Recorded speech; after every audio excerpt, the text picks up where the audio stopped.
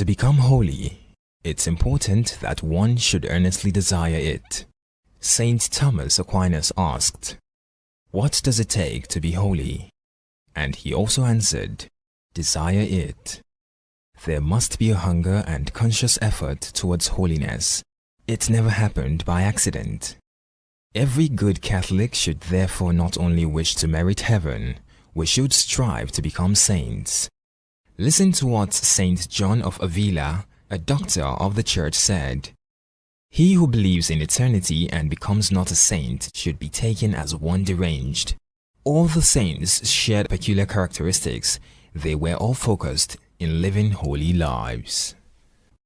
Saint John Birchman, at his very entrance into religious order, planted in his heart a strong desire to become a saint, and then he not only remained constant in all the practices and resolutions which he took up for this end, but he went on daily gaining new vigor to his spiritual advantage. Saint Dominic Savio, after hearing Saint John Bosco's sermon on the need for us all to become saints, made a resolution to become one. And in his ardent desires to actualize this, he became gloomy and sad. But John Bosco, seeing the young boy in this unhappy state, called him and instructed him that, in order for him to achieve his noble desire, he always ought to be cheerful.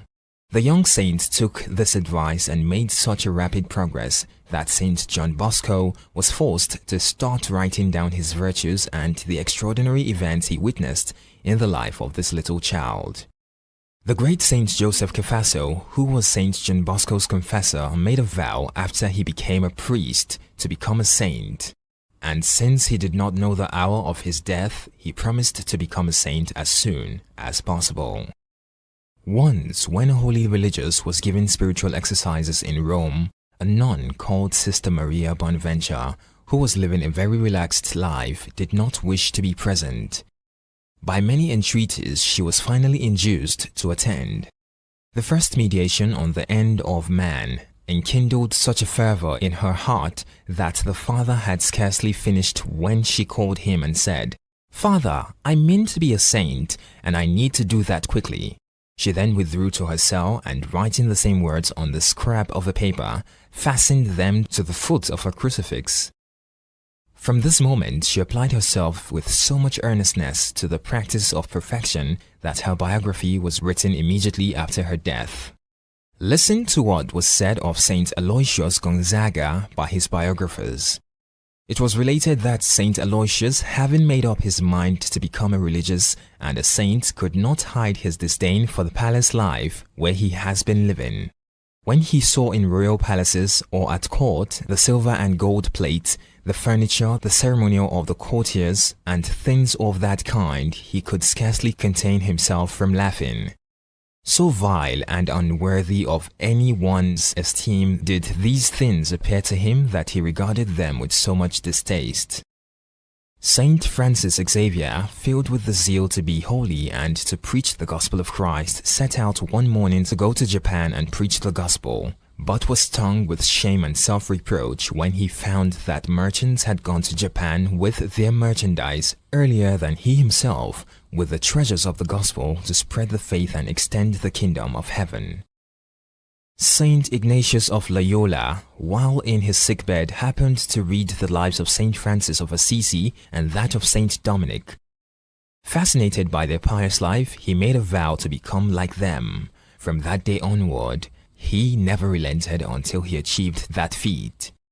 Saint Alphonsus Liguori once was a successful lawyer, but finding out how useless the worldly glory is, he entered a religious order. He was so fervent that he took a vow never to waste a single second of his time. Often when he had a headache, he will use his left hand to place a block of ice on his forehead, and with his right hand he writes. He was one of the most vastly read saints of all time, and he wrote spiritual books and refuted many heresies. In conclusion, my brethren, I ask, but how long shall we live and enjoy the pleasure of this world that we give little heed to our eternal salvation?